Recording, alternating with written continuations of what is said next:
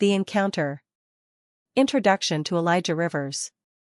The morning light filtered through the blinds of a small studio apartment in Harlem, its golden hue dancing on a canvas covered in bold, vibrant strokes. Elijah Rivers, a 32-year-old artist with an old soul and a talent that defied convention, sat hunched over his latest masterpiece. His hands moved with precision, guided by years of practice and an unwavering passion for capturing raw emotion.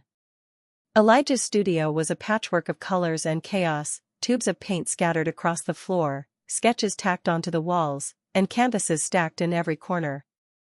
Despite his undeniable skill, Elijah's work had yet to find a home in the exclusive galleries of New York City. His dreams often collided with the harsh realities of an art world dominated by wealth and connections, two things he sorely lacked. Elijah's visit to the gallery. On a crisp autumn afternoon, Elijah found himself standing in front of the Hanover Gallery, a pristine white building with gleaming glass windows that showcased the latest works of celebrated artists.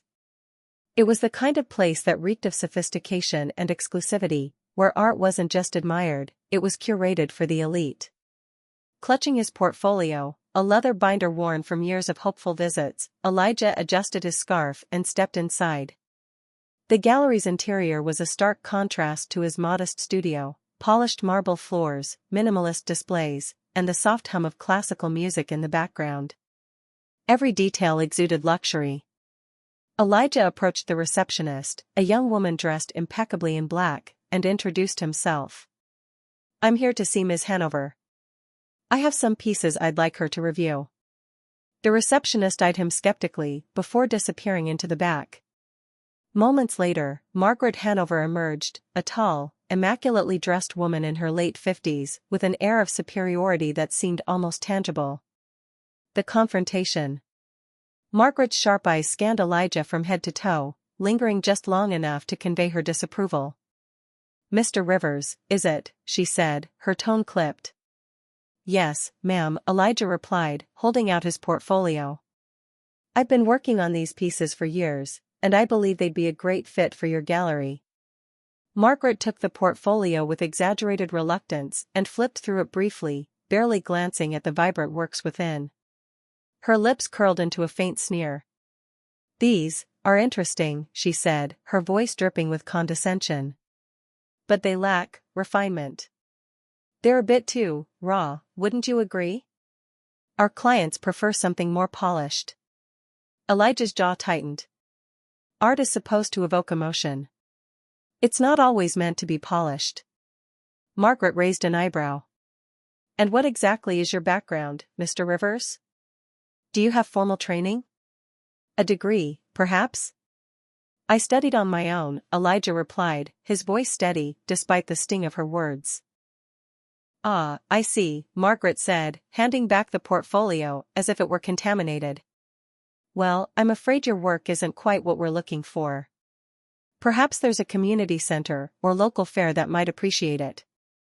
The words hit Elijah like a slap, but what stung more was the mocking smile that accompanied them. Elijah's resolve. As Margaret turned and walked away, Elijah stood frozen, his portfolio clutched tightly in his hands. Humiliation burned in his chest, but beneath it, something stronger began to rise: determination. He exited the gallery and stood on the bustling sidewalk, watching as strangers hurried past. "She doesn't see it now," he muttered to himself, "but one day, she'll regret not giving me a chance." With renewed resolve, Elijah decided that he wouldn't let Margaret Hanover, or anyone else, define his worth. His art was his voice, and he would make sure the world heard it, no matter how long it took. Rising from the ashes. A chance encounter. A week after the humiliating experience at the Hanover Gallery, Elijah found solace in his favorite corner cafe. It was a small, unassuming place tucked away in a quiet alley, where the hum of espresso machines mixed with the low murmur of conversation.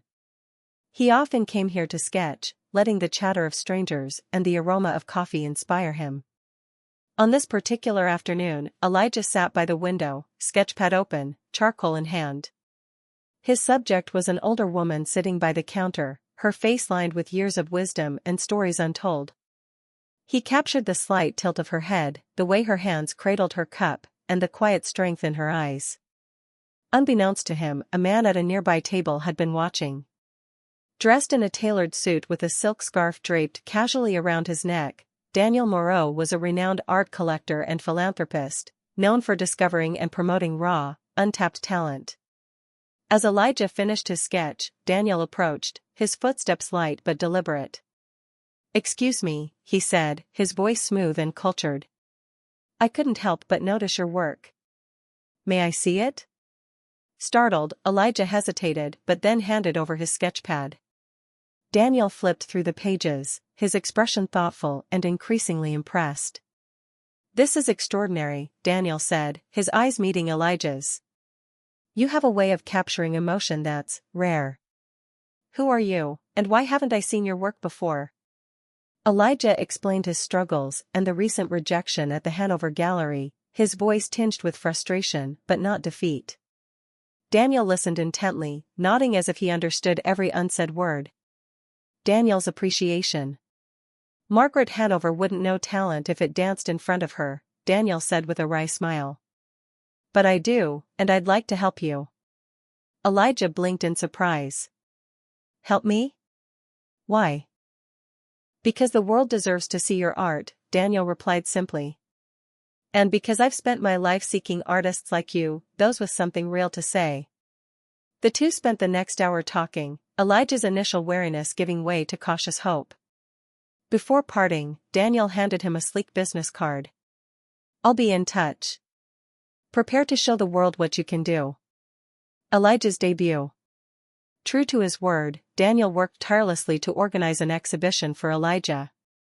The event was held in an intimate yet elegant gallery, a space that felt welcoming rather than intimidating. Daniel curated the collection himself, selecting pieces from Elijah's portfolio that showcased his range and emotional depth. On the night of the exhibition, Elijah stood near the entrance, his heart pounding as guests began to arrive. Critics, collectors, and art enthusiasts wandered through the gallery, their expressions shifting from curiosity to awe as they took in his work. Each painting told a story, a mother's grief, a child's joy, a community's resilience. Elijah had poured his soul onto every canvas, and it showed. Daniel, ever the gracious host, introduced Elijah to influential figures in the art world. "This is the man behind the magic," he said proudly. "Remember his name, you'll be hearing it often." The rise to fame. The exhibition was a resounding success. Critics praised Elijah's unique style, calling it a fresh and unflinching portrayal of the human experience. Collectors clamored to purchase his work, and articles about the brilliant new voice in contemporary art began to circulate. For Elijah, the whirlwind of success was both exhilarating and humbling. He remained grounded, using his newfound platform to tell stories that mattered, stories of struggle, hope, and the resilience of the human spirit. Months later, Elijah's paintings graced the walls of prestigious galleries and private collections around the world. Invitations to speak at universities and art forums poured in, and his name became synonymous with authenticity and emotional depth. Through it all, Elijah never forgot the cafe where it all began, the humiliation that fueled his determination, or the chance encounter that changed his life. As he stood in his now expansive studio, working on his next piece, Elijah thought of Margaret Hanover and smiled, not with bitterness, but with gratitude. Her rejection had been the spark that ignited his fire, and that fire had transformed him into an artist the world would never forget. A hidden fortune. Rediscovering old works. Years into Elijah's meteoric rise, his name became synonymous with innovation and raw emotional depth in contemporary art. Critics hailed his ability to blend storytelling with color, while collectors paid astronomical sums for the chance to own even a single piece of his work. Amid this acclaim, a tenacious arts journalist, Fiona Calloway, stumbled upon a forgotten chapter of Elijah's journey. While researching his life for an in-depth feature, she unearthed a series of his older works tucked away in a community center on the outskirts of Harlem. These pieces, painted during Elijah's most challenging years, were a stark contrast to his polished later works. Yet, they carried the same emotional weight and undeniable brilliance. One painting, in particular, caught Fiona's eye, a portrait of a young boy sitting on the stoop of a brownstone, his gaze filled with a mix of hope and despair. The brushstrokes were raw, almost frantic, but the emotions leapt off the canvas. Fiona reached out to Elijah, who was surprised and deeply moved by her discovery. "Those were pieces I painted when I thought no one would ever see them," he admitted. "They're a part of me I thought I'd left behind." With Elijah's blessing, Fiona pitched the idea of a retrospective exhibition featuring these rediscovered works. The art world buzzed with anticipation. Skyrocketing value. The retrospective, titled Origins, was held at one of New York City's most prestigious galleries. Art lovers, critics, and collectors flocked to see the collection, eager to witness the evolution of Elijah Rivers. The response was overwhelming. Critics called the exhibition a window into the soul of an artist, and collectors vied fiercely for the chance to own a piece of Elijah's early work. Auctions for his rediscovered paintings broke records, with one piece selling for $10 million. The art world couldn't get enough of Elijah's story, an artist who had risen from obscurity, leaving behind masterpieces that had gone unnoticed for years. His legacy was cemented as one of the greats, his name spoken in the same breath as the most iconic artists in history. Margaret's ignorance exposed. Amid the frenzy, one of Elijah's rediscovered paintings found its way to the prestigious Rosen Gallery, owned by Margaret Hanover's fiercest rival, Lionel Harker. The piece was prominently displayed in the gallery's main room, its vibrant colors and haunting narrative drawing countless admirers. Margaret, ever curious about her competitors, attended the opening night.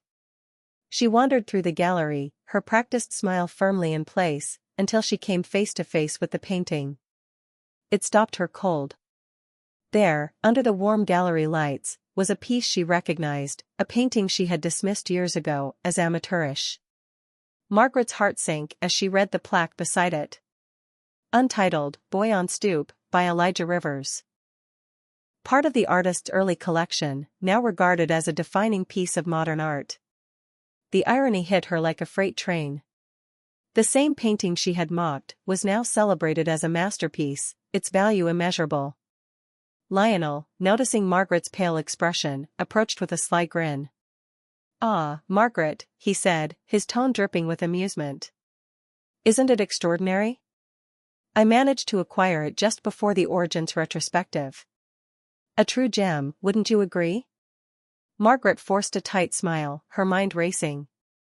The room felt smaller, the whispers of the crowd sharper, as if everyone knew of her blunder.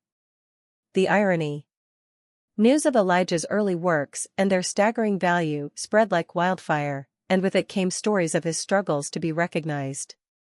The tale of Margaret Hanover's rejection surfaced as well, becoming a favorite anecdote among art circles. Elijah, ever gracious, refrained from commenting publicly about Margaret. But in private, he allowed himself a quiet chuckle. He had long since moved past the hurt she had caused, but the poetic justice of the situation wasn't lost on him. One evening, as he stood in his studio overlooking the city that had once seemed so indifferent, Elijah painted a new piece, a reflection on his journey. He titled it Second Chances, dedicating it to the twists of fate that had shaped his life. Margaret's gallery, meanwhile, suffered a slow decline, her reputation tarnished by her infamous dismissal of Elijah's talent. The art world had little patience for those who couldn't recognize greatness when it was right in front of them.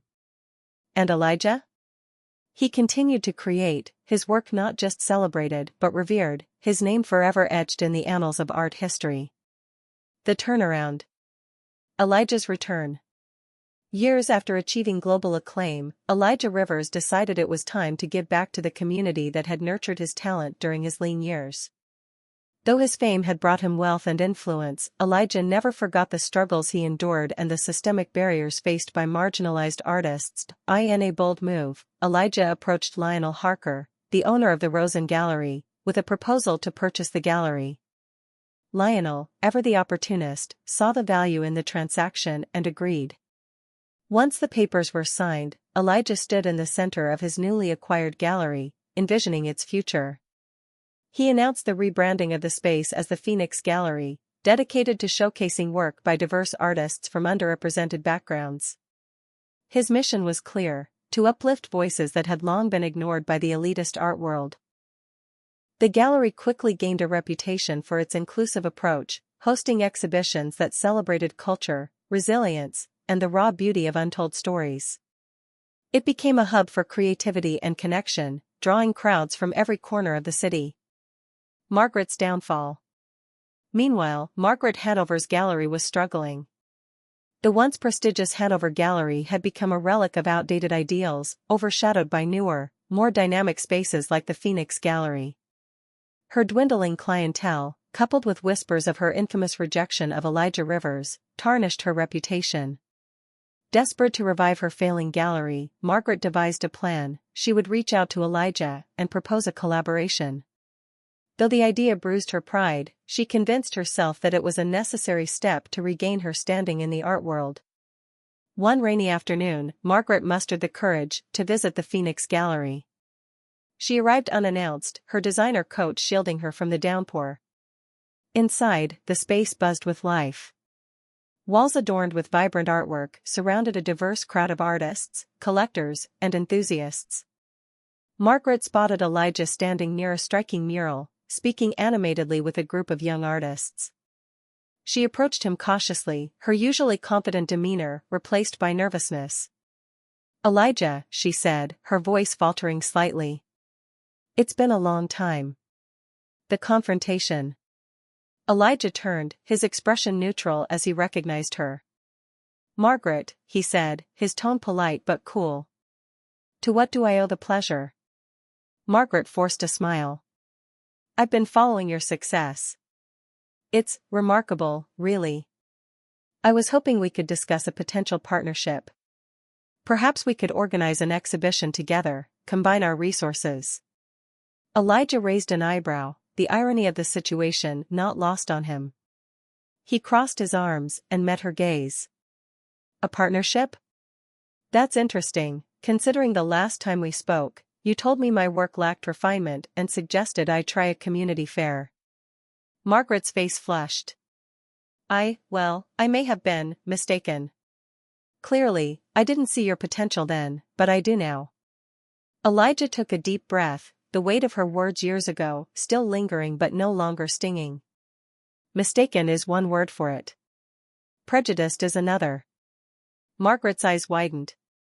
"Elijah, He held up a hand to stop her. "Let me make something clear. I don't need a partnership with you, Margaret. In fact, this gallery? The one you're standing in? I own it. The same gallery you once dismissed my work from now belongs to me. And instead of pandering to the elite, I've turned it into a space for artists like the ones you overlooked." The room seemed to quiet around them as Margaret absorbed his words. Margaret's regret. Margaret stood frozen, her carefully crafted persona crumbling under the weight of Elijah's revelation. She glanced around the gallery, taking in the thriving energy and the diverse talent on display. The realization that she had not only lost a fortune but also the opportunity to align herself with a visionary like Elijah hit her like a blow. I was wrong," she admitted, her voice barely above a whisper. "I underestimated you. And I regret it deeply." Elijah nodded, his expression softening slightly but remaining firm. "Regret doesn't change the past, Margaret. But maybe it can guide your future. If you truly want to make amends, start by changing how you treat people. Recognize their worth, not their background." Margaret nodded, tears glistening in her eyes. "Thank you, Elijah," she said quietly before turning and walking out into the rain, her figure shrinking into the gray streets of New York. A new chapter. Elijah watched her leave, a mix of emotions swirling within him. He wasn't vindictive by nature, and seeing Margaret humbled brought him no joy. Instead, he felt a sense of closure. Turning back to the vibrant crowd, Elijah smiled. He had built something meaningful, not just a gallery, but a community. And as he looked at the faces around him, each one brimming with potential and passion, he knew this was only the beginning. Redemption and legacy. A gallery for all. The Phoenix Gallery became more than just an art space, it was a movement. Elijah Rivers envisioned a sanctuary where creativity flourished without barriers of race, class, or background. He established programs to mentor young, underrepresented artists, offering them access to resources, workshops, and exhibitions that celebrated their voices. Elijah also created a scholarship fund to support aspiring artists in pursuing formal training, something he had been denied. The gallery's monthly showcases became the most anticipated events in the city, drawing critics and collectors who eagerly sought the next wave of groundbreaking talent. Margaret's plea. As the Phoenix Gallery gained international acclaim, Margaret Hanover's fortunes continued to decline. Her gallery, once a symbol of exclusivity, became a relic of outdated ideals, struggling to attract artists and patrons. One afternoon, Margaret swallowed her pride and wrote a letter to Elijah. It was a heartfelt plea, free of her usual arrogance, admitting her mistakes and asking for forgiveness. She expressed admiration for his work, his mission, and his ability to create a space she now realized was desperately needed in the art world. To Elijah's surprise, Margaret also offered to support his gallery financially. "I may not have recognized your brilliance before," she wrote, "but I see it now. I want to contribute to your mission, not for my redemption, but because it's the right thing to do." Elijah was skeptical, but curious. He invited Margaret to meet with him, not in the sleek office of his gallery, but in the modest cafe where his journey had taken a pivotal turn years ago. A new chapter. Sitting across from him, Margaret looked nothing like the confident gallery owner he once remembered. Her face was softer, her demeanor quieter. She apologized sincerely, not only for her dismissal of his work, but also for the prejudice that fueled her actions. "I've been given so much in life," she admitted. "And I wasted it on gatekeeping instead of nurturing talent. I see that now, and I want to do better. If you'll allow it, I'd like to help your gallery expand, to reach even more artists." Elijah considered her words carefully. "Margaret, I'd built this gallery to be a home for those who've been overlooked. If you truly want to help, I'll accept your support, but on one condition: this isn't about you or your reputation. This is about the artists. If you work with me, you'll do it to uplift them, not yourself." Margaret nodded, tears welling in her eyes. "I understand. Thank you for giving me a chance to make things right." Legacy secured. With Margaret's financial backing, the Phoenix Gallery expanded its reach, opening satellite spaces in underserved communities across the country. Margaret worked tirelessly to connect the gallery with donors and collectors, using her once exclusive network to support Elijah's vision.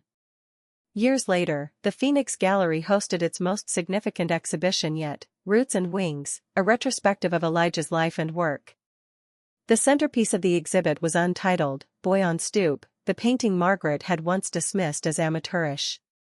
The plaque beneath it read, "Untitled, Boy on Stoop, by Elijah Rivers." This piece, created during the artist's early years, serves as a symbol of resilience, perseverance, and the transformative power of art to bridge divides. The gallery buzzed with emotion as visitors moved through the exhibition, many pausing in front of the painting to reflect on its significance. Elijah watched from a distance, his heart full as he saw people of all ages and backgrounds connect with his work. Margaret stood quietly beside him. "It's beautiful," she said, her voice soft. "You've created something extraordinary, Elijah." He turned to her with a small smile. "We've created something extraordinary. A lasting impact." As the exhibition closed that night, Elijah took a moment to himself in the now empty gallery. He gazed at the painting, remembering the struggles, the rejection, and the journey that had brought him to this point. His legacy was no longer just about his art, but about the lives he had touched, the doors he had opened, and the hope he had ignited in countless others. Elijah Rivers, once a struggling artist in a modest studio, had become a beacon of change, a testament to the idea that talent, when nurtured, could transcend barriers and inspire the world. The ripple effect. Expanding the mission. Years after the success of the Phoenix Gallery and the monumental Roots and Wings exhibit, Elijah Rivers' vision continued to grow. He launched the Phoenix Foundation, a global initiative aimed at fostering artistic talent in underserved communities. The foundation provided grants, scholarships, and residencies to aspiring artists from all walks of life, ensuring that no voice would go unheard due to financial or social barriers. Elijah also initiated an annual art festival, the Rising Flame, where artists from around the world could showcase their work. The festival became a cultural phenomenon, attracting millions and inspiring a new generation to view art not just as a luxury but as a universal language of connection and change. Margaret's new purpose. Margaret Hanover, now in her 70s, embraced her role as an advocate for marginalized artists. She served as a mentor for the Phoenix Foundation, traveling to workshops and seminars to share her experiences, both her missteps and the lessons they taught her. Margaret's transformation became an inspiring story in its own right. Critics once skeptical of her intentions now saw her as a testament to the power of humility and growth. She often credited Elijah for teaching her the true purpose of art, to uplift, connect, and empower. Art should never be a gate to keep people out, she said during one of her speeches. It should be a bridge that brings us together. Elijah Rivers taught me that. Inspiring the next generation. Elijah's work began to inspire not only artists, but also activists, educators, and leaders around the world. His story became part of art curriculums, and his paintings were studied not just for their technique, but for the emotional and cultural narratives they conveyed.